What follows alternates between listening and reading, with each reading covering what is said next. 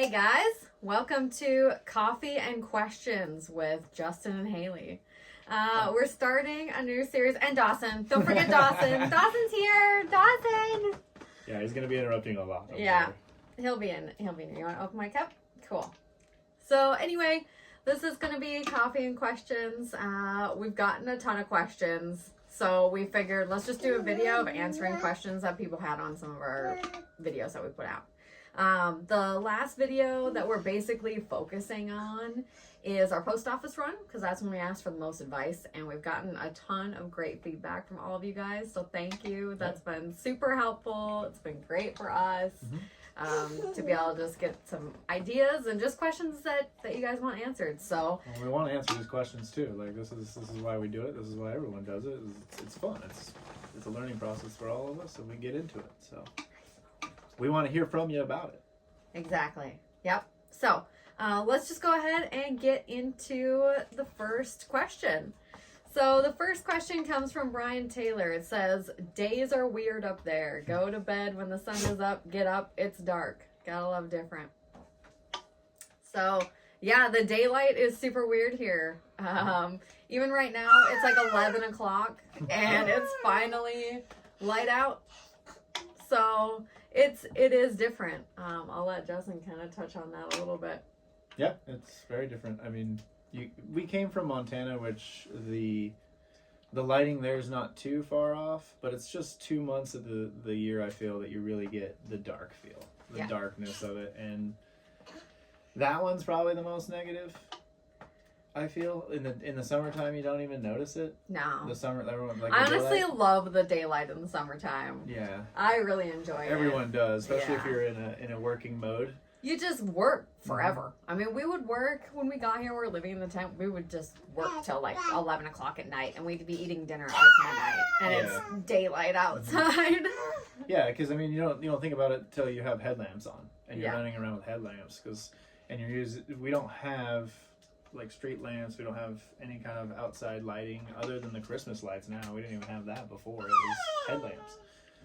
So it's been a fun growing experience just to see lighting situations. Yeah. You know? It's been really cool experience. That's different. Yep. So yeah, lighting is weird. We have to keep things short. Yes, we do have to keep things short because of our internet speed. I'm just using my phone. Yep. We have very slow internet. So sometimes if I post a bunch of videos, it's because we're having a good internet day and I'm just posting. Yeah. So the scheduling is just as soon as we can get videos out, we will get them to you. Yep. And we're not trying to jump over your question. Yeah. I mean, he might be. But we're not trying to jump over your question. We just have to get through it quick for our internet to upload it to you guys to get the answers out. So, all right, let's move on. Okay, so next question. Real road, not frozen river, right? Real road. Dirt road. We live on a dirt road. We're on the road system. We have a dirt road that goes from our house to the highway. So, we're on a dirt road that goes to a highway. Totally on the road system. Not remote. Next question. Everybody is asking where we're at and where we're from. So, I grew up in Minnesota. Total suburbia. Don't do that. Didn't grow up in the woods. My parents did have a cabin up north, and we went up there all the time, and I loved being up in the woods. That was my favorite place to be. My favorite childhood memories are there. So, that's why I wanted to live in the woods. And now we're here in Alaska. Go ahead. Yeah. I'm sorry, I got distracted with him. Were we talking about the road system still? Yeah, I was born in Cali, grew up in Cali till, I don't know, 9 or 10, somewhere around in there. And then we moved around quite a bit in that time. And then we moved to Oregon. Grew up in Oregon, essentially. That's what I mostly remember as a kid, childhood in Oregon. And then Dawson's having a good time over here. He's doing yoga. He's doing yoga over here. Anyways, grew up in Oregon. Had a good time, moved out to Wyoming, and the adventure really started from there. Went to Wyoming, to Montana, to here. That's not good. I got that one. Okay, next question comes from Michael. Said, tell us about your six-wheeler. It seems to be the type of ATV that can handle the muskeg and tundra of Alaska. So I'm going to go ahead and let Justin touch on that question. Well, we don't know about ours. We just got ours. Ours is fresh for us as of late October of this year. So we don't, I mean, this is our real true experience with it is snow plowing, and we're just learning as we go, and we're looking forward to get it out next season, and we'll bring you guys along for that ride. Our opinion of it right now is it's great. It's going to be used as a utility machine here on the Homestead, and the Tundra we'll get back to. Yep. We'll show you plenty of that this summer. Oh yeah, that's the fun stuff. Okay. So, next question. We got from Hobby Garden in the Woods. Fascinating. So you bought bare land, lived in a wall tent on the land, and built your own cabin, or did I misunderstand? Also, curious how you would handle a medical emergency when you are so far away from emergency services. Great question. Yeah, great question. So I want to just briefly touch on, yes, we bought raw land. There was nothing on it. Nothing had been done to it. It was just the woods. And then we came up, snowshoed in, lived in a wall tent, cleared the land, and built our cabin with our own 2 hands. So that's what we did. Now we're here. So that's a quick spot, quick fill in. We're going to fill you in way more on that in other videos. So yep. We'll get there. And when we say cabin too, I guess we can put some emphasis on it because you'll hear us say log cabin, and then you'll hear us say this cabin. Yeah. We do have future plans for a real cabin, like a log real cabin. Is log real cabin, a real log cabin in our future. That's what we came up here to do. That's the initial goal, and we want to take you guys along for the ride for that too. So yep. There will be plenty of building of conventional building, as in this cabin, as well as to come log cabin building. So. Yep, definitely. Mm-hmm. And on to the second part of that question. Dawson, come here, bud. Find a different tune, little man. On to the next part of that question. Also curious how you would handle a medical emergency when you are so far away from medical services. We do live close-ish to a clinic that can help us get to hospitals if need be, if we can get there. But really in Alaska, life flight is what you'd have to do. If there was a real emergency and you were dying, you'd have to call and get airlifted to a hospital. That's the only way you'd make it anywhere in time. I mean, you dial 911 no differently than Exactly. you do anywhere else where we Yep. live. We don't live in this crazy fantasized Alaska that you're thinking about in any kind of remote sense. Yeah. It's literally, I don't know, it has to be like a 15-minute hike to the road. Yeah. You've done it more Yeah. than I have. Like, I've never done it. You probably came the Yeah. closest. I've walked all the way to the highway from Yeah. our place. So that's one thing too. Like, I mean, worst case scenario, we could walk. That was always our option before. Was like we could walk to town if we had to. It would suck, but we have the gear. Yeah. We can make it. We dress every day when we leave here. We dress like that situation's gonna happen. Yep. And when we would go on long trips in our truck, we would take our winter gear. We'd take everything. That way, if something were to happen, we had everything prepared. Our truck was literally, our back seat was totally taken up by survival equipment, tools, things to fix your And truck awesome. if it breaks. Out here, you know, Yeah. No, there's a lot of places in Alaska that you don't have service when you're driving. So it's honestly, in my opinion, it's more dangerous when you go out driving on the highways than it is if you're just here. Yeah. So it's a great question. And Yeah. It's also a great point to just bring to everyone else's attention that, I mean, negative 30 out on the side of the road, you break down with nothing but your t-shirt and your flip-flops, good luck. Yeah. It's a long walk, and it's not real busy here in the wintertime. So the chance of someone passing you by, you can only hope. Yeah. And we think about that too in the same sense of when we go somewhere. We don't just get up and like, oh yeah, we're gonna go out and fire up our truck and leave.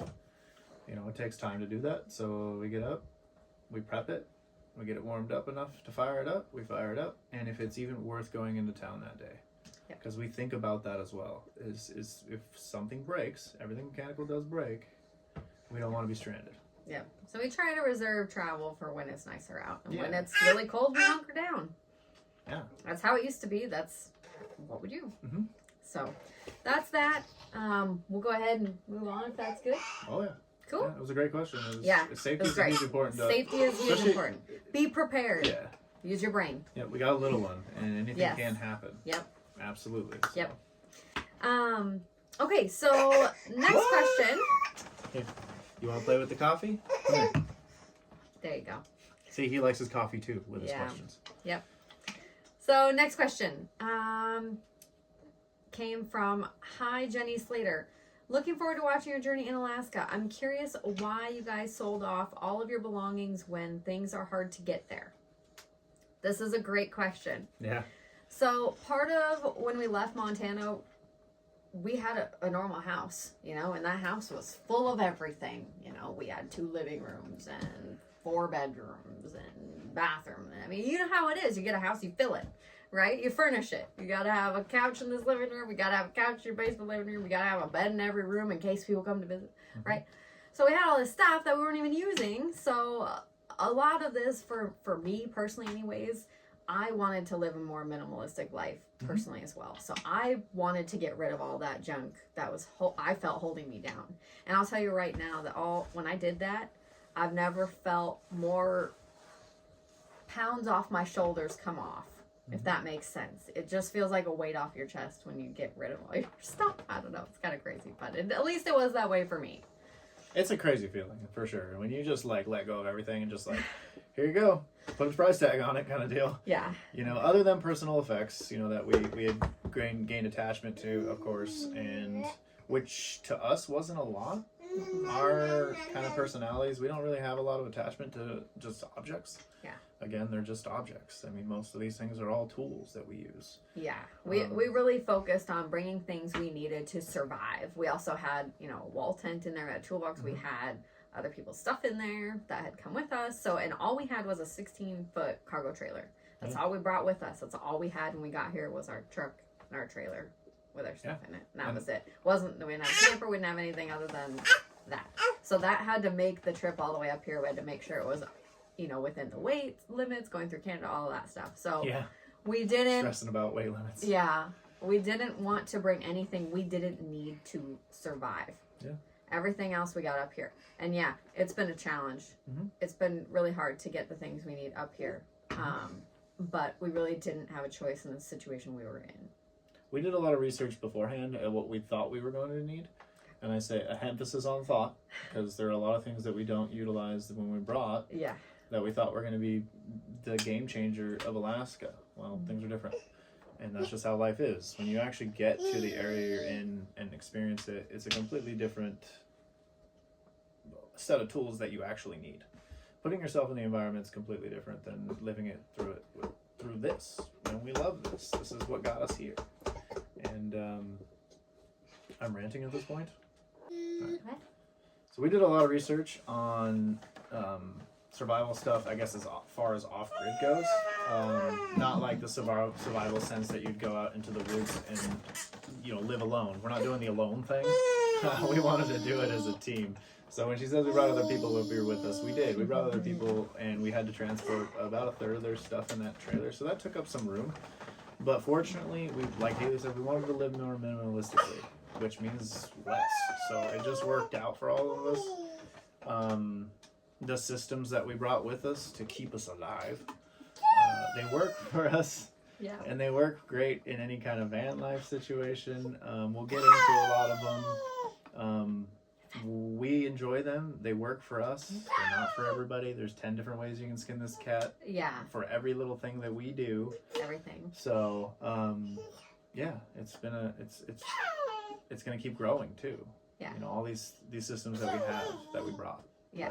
And that's one thing too that we wanted you guys to understand is that we're learning as we're going too. I mean, none of this is like, you have to do it this way. This is the only way to do it. There's a million ways to do anything. So you'll probably see lots of comments on our stuff, especially probably when we start building. People are going to be like, oh, you should do it this way. You should do it that way. That's cool. And we do appreciate the feedback. But at the same time, you know, we did do this. We did get a cabin up, and we have lived in one winter into our second. And so we do know what does work for us and for our climate and for our environment. But we are still learning. Nothing is perfect. Absolutely. Nothing, you know, and there is more than one way to do literally everything in the world. So if we don't do it the way that you do it, I'm sorry.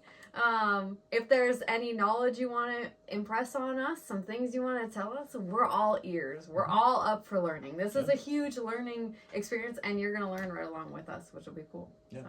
I think with that, it's more of an interaction thing is what we're talking about. Yeah. You know, we saw a cool little tidbit on our side-by-side video of plowing. It was a huge disaster, right, Dawson? Yeah. Huge disaster. No, it wasn't. It was a quick, easy trip to the hardware store, bought a couple cable crimps, put them on the rope clips, put them on the cable to fix the situation. Used some YouTubers pointed out that, hey, I did that wrong. And you're absolutely right. So, we appreciate that. Yeah. You know, after research and all that, you just keep them coming. Keep the feedback coming. Don't think that we're ignoring you, though. No. We do see every comment is where we're going with this. Yeah. She takes everything to heart in those comments. She does an excellent job running through all those. I'm just the monkey in the background. Come by me. Dancing around with him and the hammer, usually. What are you doing, goofy boy? Yeah, and we do appreciate your comments. I do really enjoy talking to all of you. It's great. Yeah, I think we have one more question in there about it's a similar question to our other one about safety and being out in the woods. Do you want to mention who it is and kind of go over it? Just briefly, and then we can touch on one thing we missed. Yeah, absolutely. So we had another comment from Hi Jenny Slater that said, looking forward to watching your journey in Alaska. Oops, that's the one we already did. Yeah. Cut. Okay. That's all good. Okay, so that question we were talking about was from Doug8525. It says, I was just wondering, what is your backup plan if you're halfway through the woods and your vehicle just quit and wouldn't start again? Seems it would be quite a walk to get help, or maybe call somebody to help you out. For sure. Yeah. So we kind of touched on that a little bit already. One other thing I just wanted to mention is that we do have cell service here at our property. It's not great, but we do have service, so we are able to call for help, and we do know people in town at this point that they'd come out and help us if need be too. So yeah. Well, and we play it smart. We haven't really ventured too far away from somewhere we couldn't walk out of. Yeah.